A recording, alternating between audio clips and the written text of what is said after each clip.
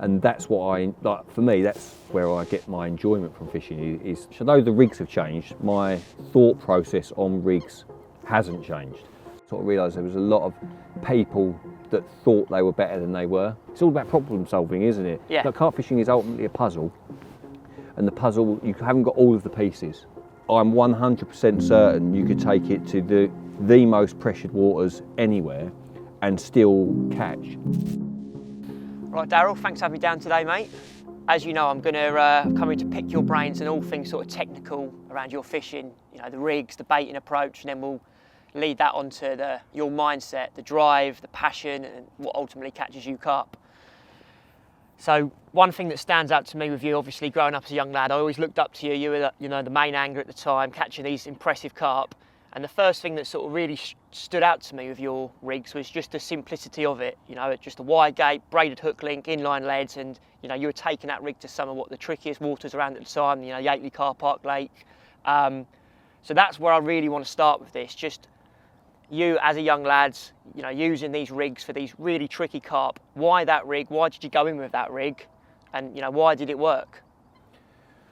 Well, to be honest, what I think about rigs from then until now hasn't really changed that much. Although the rigs have changed, my thought process on rigs hasn't changed. So, for example, what I would say about that, one of the most important things, or probably my number one concern, is how sharp the hook is. And because I'm obsessed and fastidious about hook sharpness, it means that I'm having to change my hook every single time I cast out. So once the rig's on the spot, line sunk, in my mind, you cannot retrieve that rig and the hook point be in the condition that it originally was. So if you're going to use really, really sharp hooks and you're going to have to change them all of the time, you need a rig, firstly, that doesn't take hours and hours and hours to construct. You know, if you've got a real complicated rig that takes ages to tie, and you're having to tie one every single time you cast out, it just becomes a monotonous chore. So that was the first main reason for using very simple rigs. And then the next most important thing is that they don't tangle. You know, so you've got hook sharpness, they don't tangle, and then thirdly and finally, you land what you hook. Now, during my early fishing at the quarry and stuff, I sort of honed what I would call this basic rig, which I think in the early days is very similar to what a lot of people were using, you know, at the time. And because I'd fished the quarry, I'd fished the North Met and had great success using these rigs, even back then I knew that they probably don't turn as aggressively in the fish's mouths, but if you're in the right spot and your rig isn't tangled and you've got a sharp hook and the fish can get it in its mouth, you're ticking most of the boxes. Like, you really are covering a lot of bases. And although I haven't used this rig for probably over 10 years, I'm 100% certain you could take it to the most pressured waters anywhere and still catch loads and loads of carp. So you're probably thinking, why have you changed them? So that's the very obvious thing to say, why have you changed? Well, obviously I'm aware that it doesn't reset. So, you know, if it gets spat out, gets picked up, it could be sort of getting moved around, which, as long as it doesn't go under the leader, or I don't think that's necessarily a problem. But ultimately, when the fish picks up the boilie, the hook is hanging in the right position, and on a relatively short hook link, a fish only has to have it in its mouth for slightly too long, and it's going to get hooked. It worked at Yateley, it worked at Belgium on the low-stocked Big Pit Masterclass, and it worked, like you say, the most difficult venues of that era. It worked, and I'm certain that it would work the same. You know, I've used it at Gigantica and caught really well. Now, why change? So this is what I've been harping on about for the last however long, which is the combi multi-rig. But technically, it's very similar. The hook hangs directly under the boilie, which is the same as how that rig, but the only difference is it's got a stiff boom which forces it away from the lead. So you're never going to have that situation with the boilie landing on top of the lead. And because I use really sharp hooks, I've got the 2-strand multi-rig thing going on there. I'm able to change the hook just as quickly. Now, in the old days, combi rigs had to be tied every single time, every time you wanted to change the hook. And for me, that was just too much of a ball ache. You know, if you're fishing all the time, every single session you're gonna be sitting in it, these rigs probably take 15 minutes to tie. But the fact is, now that I can change the hook readily just by sliding the loop over the hook point, I don't have to tie one. You know, I can have these rigs on my rods for time and time and time again. Now, I'm very aware that a long shank hook would be more aggressive and would convert more pickups into bites. I know that. Yeah. You know, and I know obviously Dan in these underwater films is going to be really, really harping on about that. But for me, the most important thing is that I land what I hook. You know, I'd rather the fish come into the spot, spit my rig out, and come back and have another chance to pick it up and get hooked, than hook it and then it fall off, because it's not going to come back and pick it up again. So for me, I can sacrifice it not flipping as quickly as perhaps it could, that if when that buzzer goes, I land what I hook. So yeah, a very similar length rig, a very similar sort of, exactly the same hook, you know, size 6 wide gape, bait hanging off the top of the hook hanging below as it did previously on that very simple rig, but I've got that stiff boom, doesn't tangle the same as that did, and for most intents and purposes works more or less the same. Yeah, nice. So let's rewind the years then, and let's go back to the, you know, the old original Pecky rig, as I sort of called it. Maybe let's set the scene. So this is where you walked on the Yateley complex as how old were you then? 20, 21? 21, yeah. So as a 21-year-old, you've walked to Yateley, you've decided to go there, this is the rig. Yeah. How did you, I mean, firstly, how did you feel going to Yateley back then, having read the stories, you got, you know, the likes of Tell, fishing it? You know, did you feel out of your depth?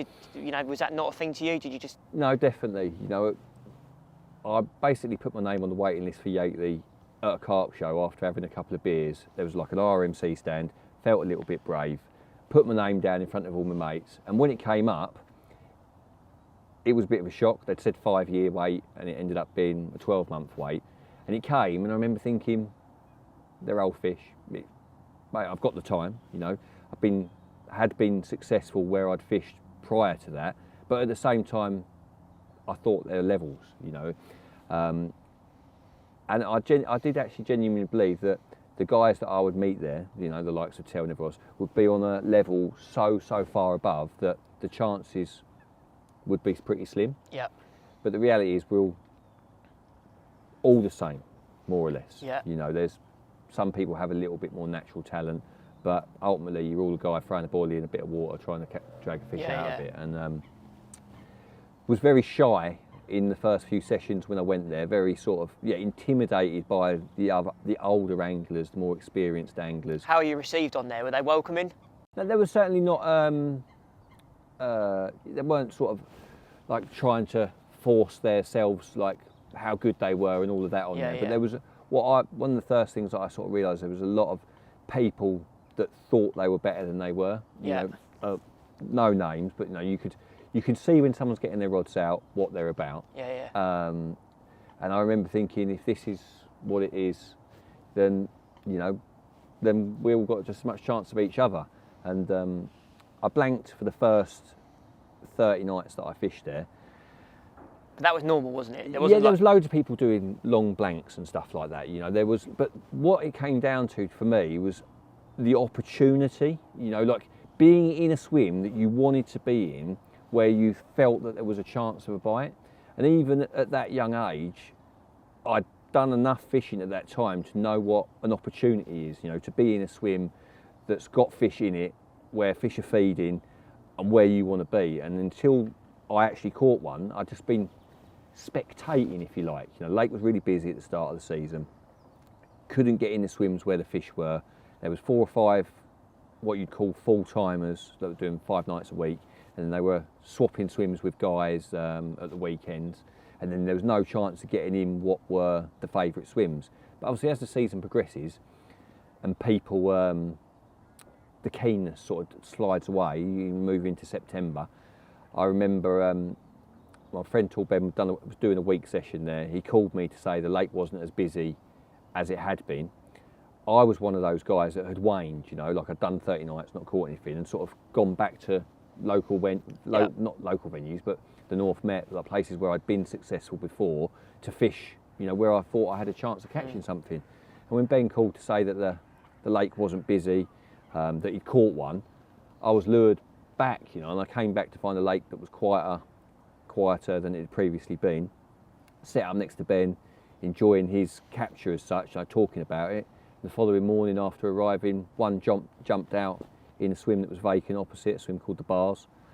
I run round there with a water butt, literally jogged round there with a water butt without even reeling my rods in to claim the swim, put water butt in the swim. Where this fish had jumped out was where I'd found a spot on a previous session where I'd blanked, like there was a gravel patch up the side of at the base of a gravel bar up the side of it, and this fish had shown exactly there. There was loads of bubbling coming up where this fish continued to feed down there, and I basically moved from I think I was in a swim called the Beach, moved round to what was the Bars swim, and got my rods out onto the gravel patch that I knew was there, catapulted 50, 18 mil, 20 mil boilies over the top, and for the first time I felt sort of like I had half a chance. You know, you've got a couple of things there. You've got the sighting of a fish, and you've got the feeding because you'd seen the bubbling there, so you knew that spot was somewhere where they were willing to feed, and the fact it was a spot that you knew already existed because you'd found it previous. Like I'd aligned a few dots there, and I remember that evening, Terry Allen came down the path, and he asked me. He said, "If you don't mind me asking, why have you gone in this swim?" And I said, "Well, I've seen a fish jump here this morning, I've seen a bit of bubbling, so yeah, it seemed like a good bet." And he said, "Yeah, I think you've got a good chance here tonight." And obviously, having that said to you by your angling idol, Terry Earn, you know, that sends the anticipation through the roof. You know, you've had the nod from Terry Earn, and I said, "Why do you say that? But, you know, this swim hasn't done a bite for 5 years." He said, "Don't worry about that. The activity's been building in this area. You know, it looks good for a bite." And the next morning, I caught my first ever 40-pounder. One of Yateley's famous 9 mirrors, was chunky at 43 pounds and 9 ounces. And yeah, to this day, I can recount that capture. I can remember every single little bit about it. It was obviously a special time. You know, when you're a young lad, you go to somewhere where you don't think that you could succeed, but you're dreaming that you might succeed, you know, and then to actually have that realisation with Terry earning the next peg. He do your photographs?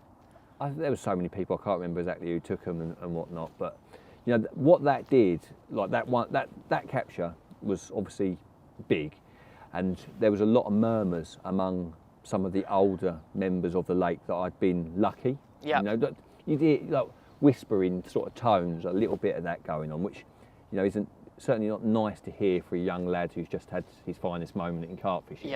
But the following week I caught Arthur at 48 pounds, and again there were these sort of murmurs of how lucky I'd been. But for me, that all it did is it reaffirmed everything that I already thought that I knew about carp fishing. You know, everything that had worked for me at the quarry, everything that had worked for me at the North Met.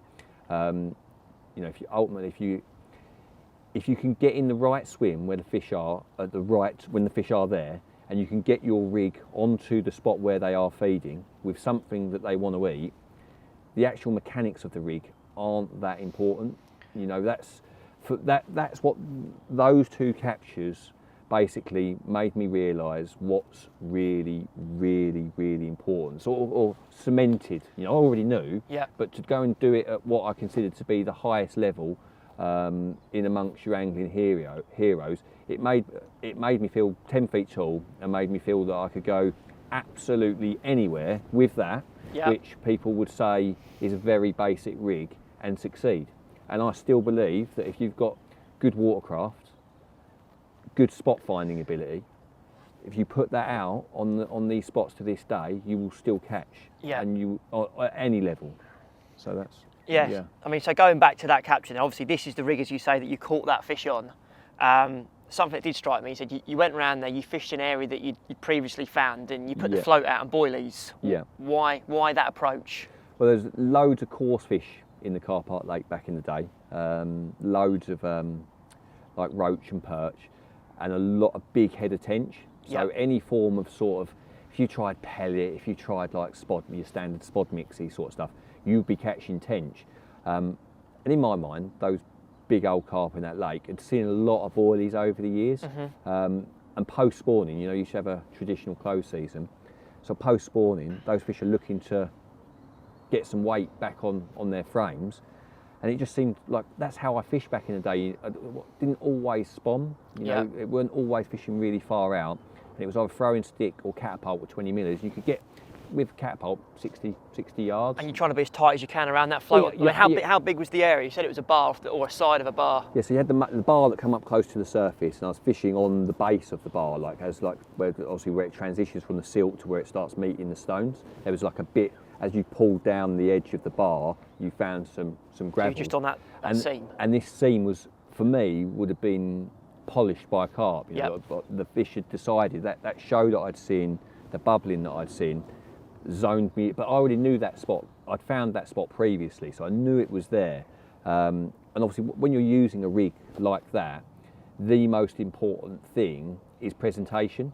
You know, a lot of pop-up rigs these days are designed to be cast into soft bottom, bit of weed, bit of chod.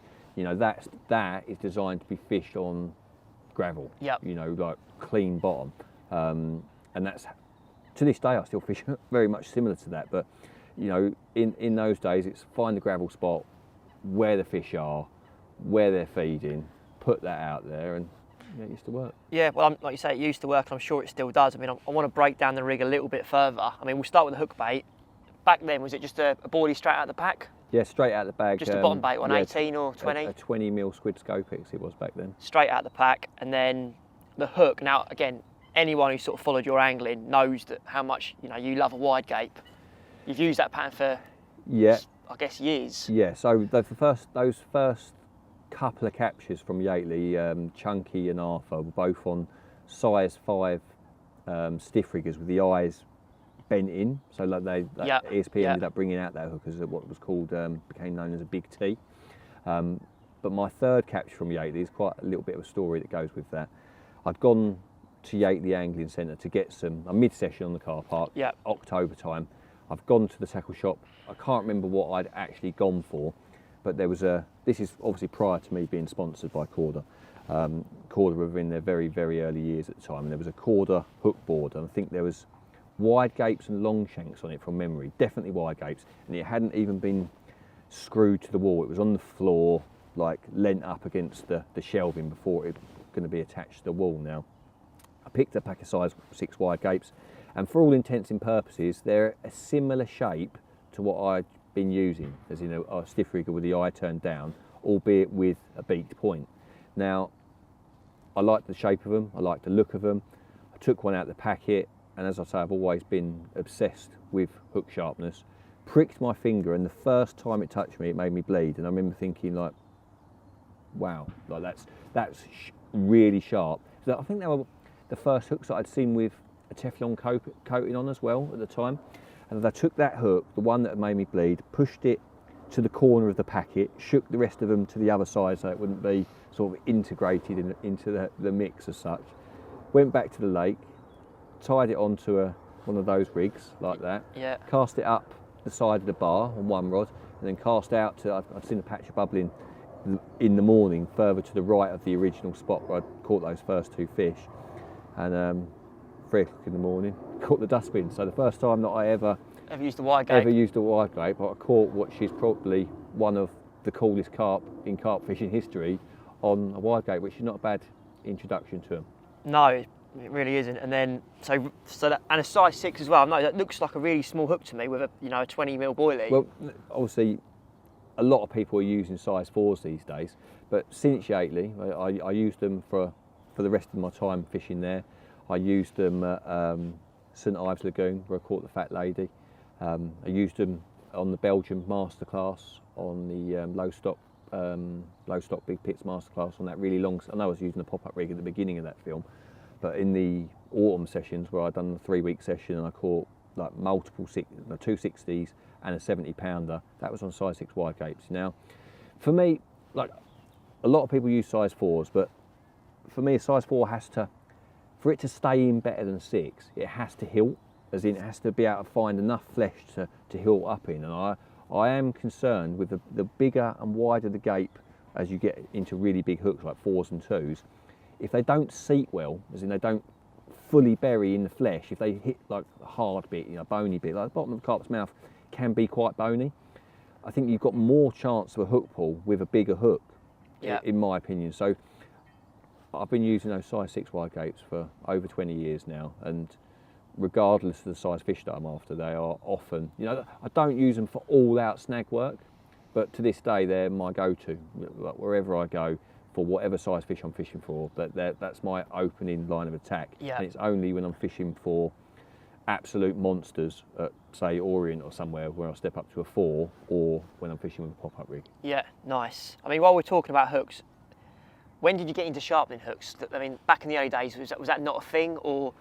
Okay, so like I say, I was always obsessed with hook sharpness, and I've always, even before I get in free hooks, I've always picked which ones out of a pack, and I've always changed my hooks after every single time I cast out, every time I reel in, like not in between miscasting, but I mean once it's been sat and the line's been sunk, I've always changed my hook. Now, I wanted to be able to sharpen hooks, but I didn't know how to. I used there used to be stones available from sort of certain companies, but they were quite rough, and for me they actually made the hooks worse than when you started.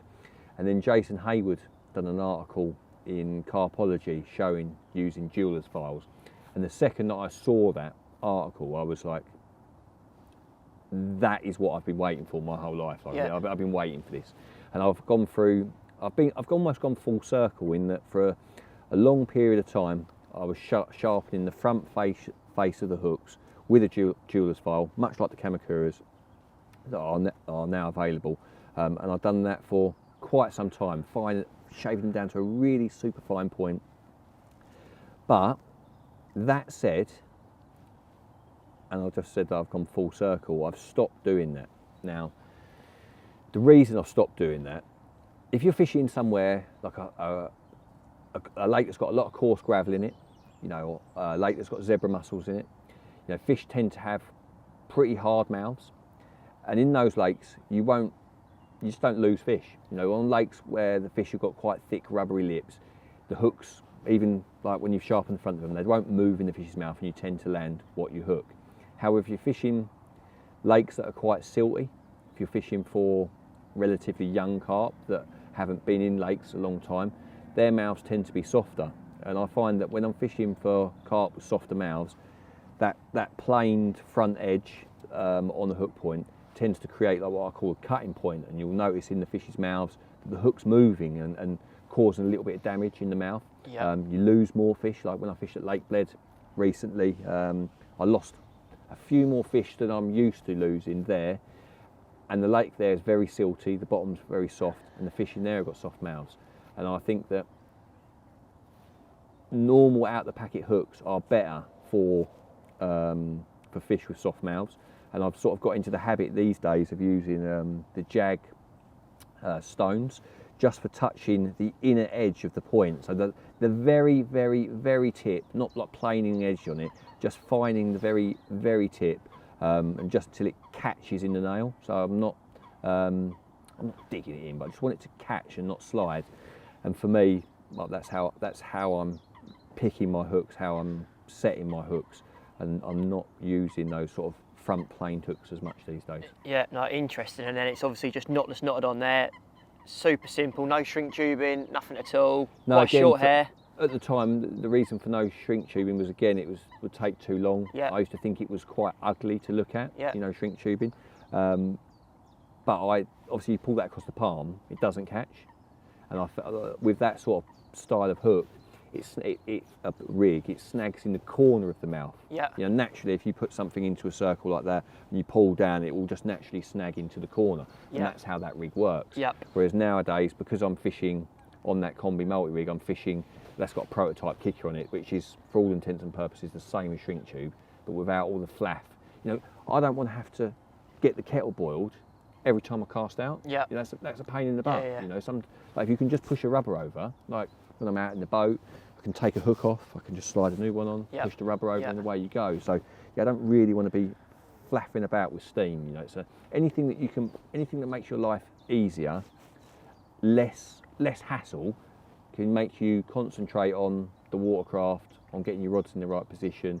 You know, anything that takes time is taking time away from something that you could be doing that for me is more important. Yeah, no, I totally agree. And then we'll just touch on the hook link material just to finish this rig off. You know, it looks like an uncoated braid, is it? It's quite short as well. What's that, like 5-6 inches? That's 6 inches. That's the first thing you said when you picked it up, wasn't it? That it's shorter than you remember. And I think the rigs that I used to use back in the day were probably 7. It's probably like an inch shorter, but it just looks quite a bit smaller. But it never tangled, and I wanted the fish to come into contact with the lead as fast as possible. And realistically, the length hasn't changed in 20 years, really. Obviously, if the boilie ends up next to the lead, you've got more slack, haven't you? Yeah. And the more time that you give the fish with the bait in its mouth, the more chance you give it to filter out the hook. That's what its mouth is, basically a filtration system. It's picking up what it wants and it's getting rid of what it doesn't want. And the longer that's in its mouth without it going tight to the lead, the longer it's got time to work out that it's got something in its mouth that it doesn't want. So in an ideal world, you want a rig that the bait goes in and it catches quick. But you don't. If you're using a rig this long with a long hair, the rig's going to pull tight before the hook's in the mouth. So everything is a balance, but at the same time, it hasn't changed. Look, we're talking 6-7 inches. We're talking 5-6 inches. We're talking short hair, like a 5mm gap between the bait and the hook. You know, everything's in my mind is I want it to have enough time to get it in its mouth, but not enough time to work out that it shouldn't have it in its mouth. Yeah, I'm with you. And then lastly on this rig, interestingly, you've got an inline lead, 3-ounce inline lead here, which I guess is what you were using back in the 80 days. Yeah, the reason for the inline back then, the main reason was I believed that when you use braided hook links like that, you got less tangles. Now, what really will stop that sort of rig tangling is the size of the bait. You know, people talk about putting a mesh bag on to stop it tangling. And the reason that is you've got two things with considerable weight, so they keep away from each other in flight. If you put a single grain of plastic corn on that, it's going to tangle. Yeah. But an inline lead like that, even with a braided hook link, as long as the boilie is 18-20mm or a snowman, so something that's got a bit of mass to it, you won't get any tangles. And the only reason, I remember the first time that I tried a lead clip with a braided rig was at Gigantica. I was fishing there on an early tackle and tactics video, and I was fishing with a mono shock leader with a knot, and I had that on. Dan came round to me swim and he said, "How is that going to pass over your leader knot?" Which is a great question, but it's not. It's not going to do it. So I was forced into trying a lead clip, and it didn't tangle. So from then I've never really gone back to inlines. Inlines for me are better than lead clips for impact and being minimal. Like when you've got that on there, there's nothing to it. You've got lead with a tiny bit of plastic coming out of it. With a lead clip, you've got a lead with a swivel on it, with a tail rubber on it, and a clip. So you've got a lot more clutter, a lot less impact or instant impact. So for me, that's more efficient. But you're not going to fish that with a stiff boom, are you? No. It's going to be propped up. But if you're going to fish a rig like a soft braided rig, then you're going to use an inline. And if you're not, why not? You know, because that is more minimal, it's more instant, it's better. So it ticks a lot of boxes, is what you're saying. Nice. So basically, I mean, it's a very simple rig, isn't it? I mean, if someone was getting into carp fishing, and you know, this would be a great start out rig, you think? Yeah, anyone can tie that. That's a 14-turn knotless knot, and the most important parts of the rig are keeping the hair exiting lower down the shank than the point, but not as far as the barb. Somewhere between the point and the barb for your hair exit point. A 5mm gap between the bend of the hook and the boilie. And if you just hold the boilie and let the hook hang, it's just hanging directly underneath in the perfect position to do what it's going to do. So although I would say, you just said, is that a good rig for beginners getting into it? You've still got to cast it out there correctly, as in cast it onto a clip, feel it down. You can't be bulleting that in, like thundering it in. So although it is a very simple rig for a beginner to tie, you still have to be technically proficient to be putting that on the bottom neatly and not barreled up and in a mess and all wrapped up back up the line. No, nice. So let's go on to now then the rig that you have moved on to, because I know we touched on it. Yeah. Again, we'll start with the hook, which again is the Size 6 wide gape. Size 6 wide gape. Wide gape X these days. Wide gape X, yeah. Yeah. And then you've got, like you say, this sort of like multi bit here, which simply just for so you can change the hook. The ability to, so I haven't got to tie rigs, you know, like I say, they could be on my rods for months at a time, and having that loop just enables, it's basically like a multi-rig, so that I can slide the loop over the hook point, then slide the hook off, thread a new hook on and start again. Yeah, nice. And then the hook bait, what do you fish with this? A bottom bait wafter? Could you fish a pop-up? Back in the day, obviously I was always fishing bottom baits. Now I tend to be, when I'm fishing on the bottom, I'm always fishing with some element of buoyancy in, not hovering, sometimes hovering, or certainly have fished a lot with them hovering, but these days I want the bottom of the boilie touching the bottom, but I want the bait sitting up the right way.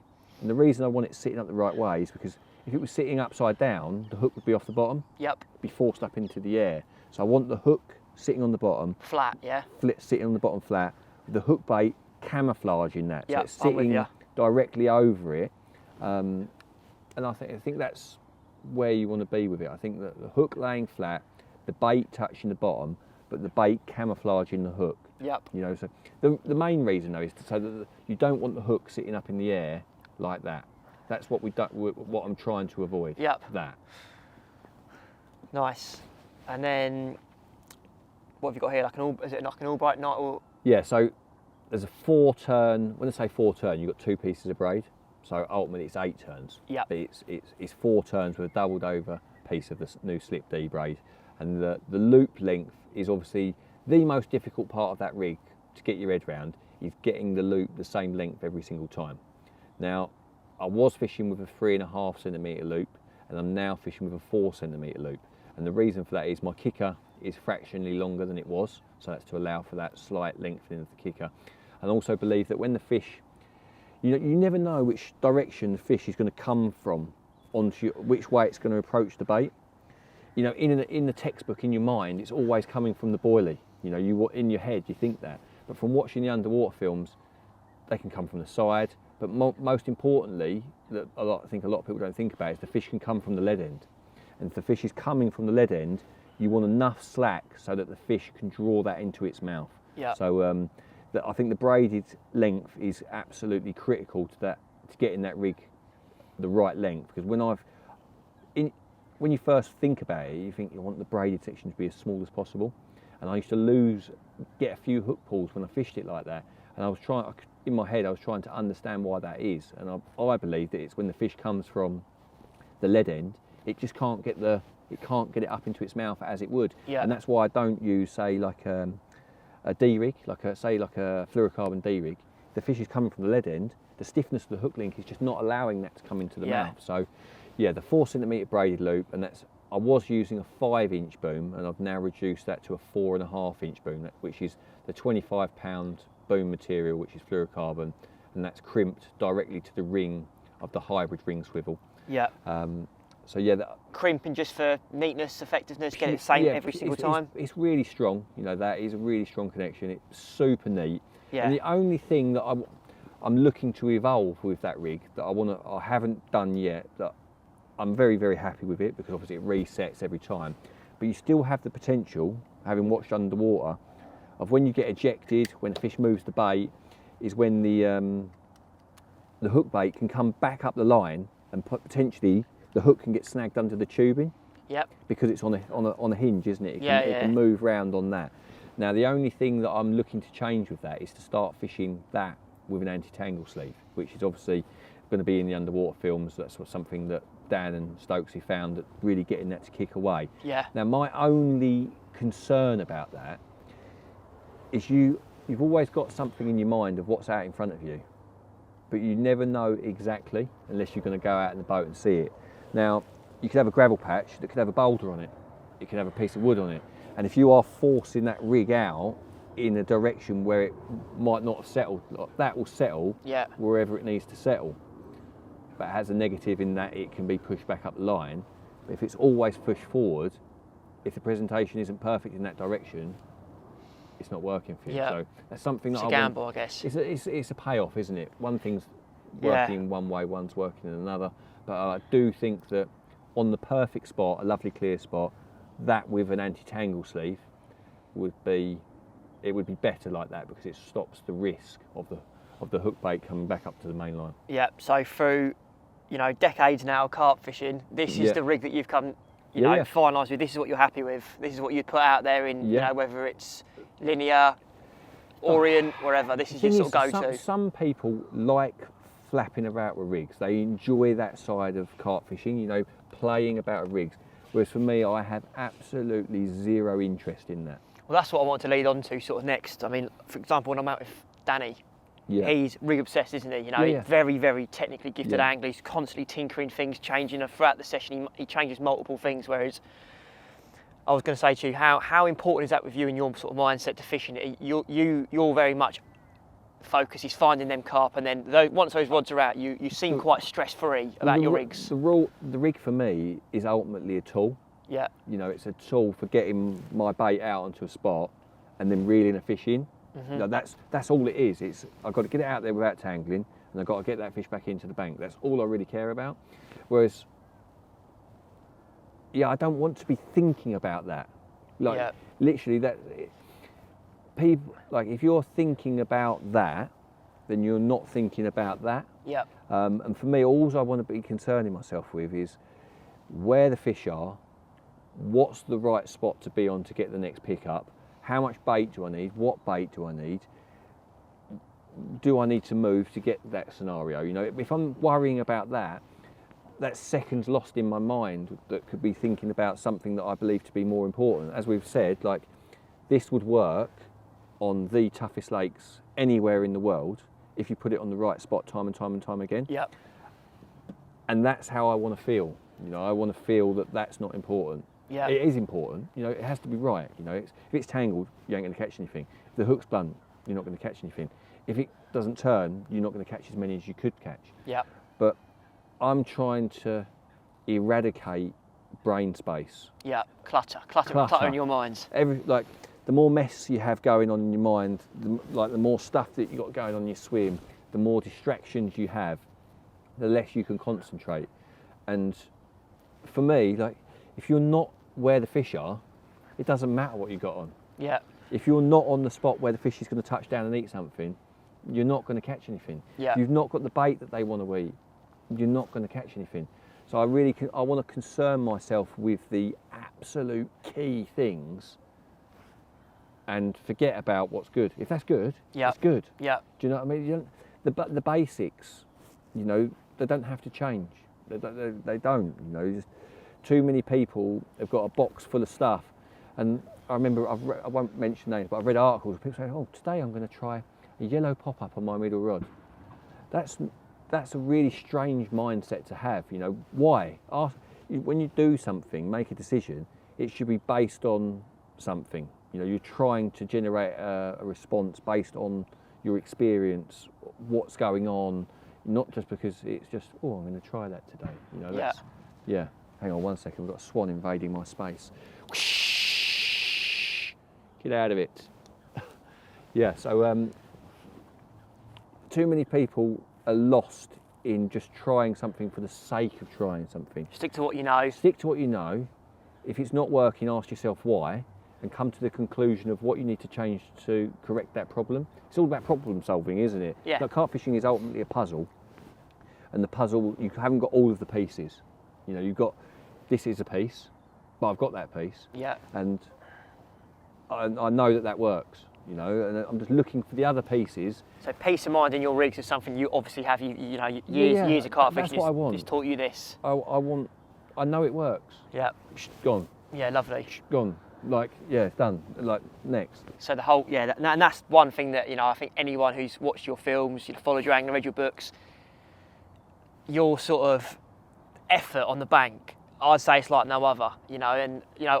I remember being a young boy watching, I think it was Masterclass 2 of you and Dan on the Belgian Big Pit, and again going to rigs, the most simple pop-up rig ever, just a shot on, just to anchor it down, and you moving around the pond, moving around the pit, that effort was next level, and that's what caught you that carp, isn't it? You say effort, for me that... It is effort though. It is if you're carrying loads of gear.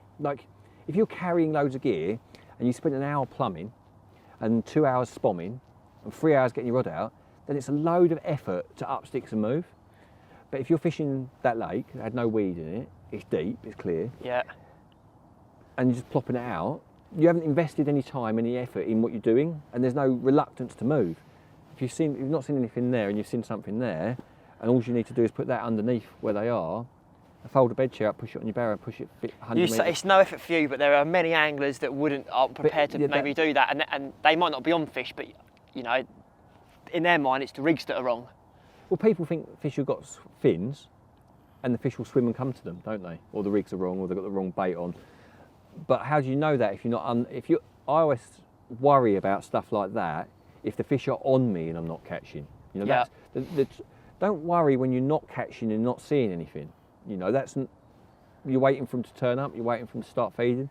But if they're jumping all over you and you're not catching, then even me, with all the experience I've got, I'm questioning, did I get my rods out as good as I did? Is my hook as sharp as I thought it was? You know, is the rig tangled? Like, did I have an unlucky cast? You know, if they're showing over me and I'm not catching, that's when I'm worried. That's the problem, yeah. You know, are they off the bottom? You know, am I fishing on the bottom? And so I don't worry. It's only at that point that I worry. But if they're now showing 50 yards down the bank, I want to put what I've got out there over there underneath them. Yeah. So it's, well, I can see you're travelling so light today. You know, it's easy to move. Yeah, but this lake, obviously, there's loads of features out there. It's quite weedy. There's a bit of investment in time in getting a bit of bait out. Yeah. And it's not every lake can you just move, fling out to where they are, and be fishing well. You know, a lot of lakes are very, very spotty, and in that situation, sometimes the best thing isn't to move directly and cast onto the head. Sometimes the best thing to do, if it's weedy and like that, is to wait, watch, get a really good idea of where they're showing without disturbing them, and then once you get past bite time, interrogate that area a little bit with a light leading rod, and you might just find something that they've dusted off, a little clear spot, whatever it may be. And being accurate, sometimes being accurate and precise and taking multiple casts is more important than being directly under fish, but it's gauging that, you know, gauging that on what the lake is, how many fish are in it, you know, the situation basically. Yeah, nice. No, I think there's loads of takeaways there, certainly from me looking into that and speaking to you about it. The last thing I did want to mention, you know, coming away from the rigs now, is just that drive that you've got, because again, that is something that clearly sets you above many other anglers. I'd say that sort of passion that you have, that you've always had, you know, I think that's what catches you, the carp that you catch. I mean, there's lots of guys out there using good rigs and stuff like that, but you've always had that. They're only tools though, aren't they? They are. But where does that drive? You know, have you always had that since you were a boy? You know, is it just pure passion? Where does it come from? Because I guess you can't teach that, can you? Can you? You know, you either ultimately everything you do in life comes down to how much you want something. You know, you can put it in different things, whether it be business, whether it be the pastimes, what you like to do. The more that you commit to something, the more you will get from it. And ultimately, the easiest way to commit to something is if you really enjoy doing it. You know, something that doesn't feel like work, like you say, moving, swim, but that's what I enjoy most, is being in the hunt. You know, it's going fishing to me once on one lake. I get very little from that. But what I really, really enjoy is the one session to the next, and in my mind, I'm putting that puzzle together. That I enjoy the puzzle, but breaking that. That's what I would call my strong point. Is being able to see the gaps in the puzzle. You know, but taking a few pieces of information and being able to fill in the gaps. And that's what I like. For me, that's where I get my enjoyment from fishing. Is the writing the code. You know, breaking the code down. And get the end result's great, but it's not all about the end result, is it? It's about the building of it. Yeah. And for most people, they've got other passions. They've got jobs, careers, other things, you know. So just going fishing for them is an escape from that, you know, a little weekend out by the lake. And if that's what gives people if they take it and enjoy that, then that's great. You know, we're not everybody on planet Earth is exactly the same or enjoys doing the same things. But for me, I love to be engrossed in a hunt, you know, and obviously the end goal is great, but you know, once you've caught a load of big carp or numbers of big carp, you know, you're never going to get that same high from the finish. You know, the high is obviously there, but it's more. There's more to it than that. It's not just about the end goal for me. It's the chase. The journey. Yeah, it's the chase. You know, it's the thinking about what I'm going to do next time, thinking about where the fish are moving, thinking about the spots that they're visiting, the paths that they're taking around the lake. Why are they navigating the lake in the way that they do? Why are they hitting that spot? What they're going to do next? You know, that for me, that's the game. You know, and I love the game. Nice. I mean, that's a perfect way to end. Yeah. Kettle on. Kettle on, mate. Kettle I'm on. cold. This wind's pushing in. It's making me chilly. Should So have brought a coat. get that kettle on. Get them biscuits out. Get the biscuits. We'll out. call that a wrap.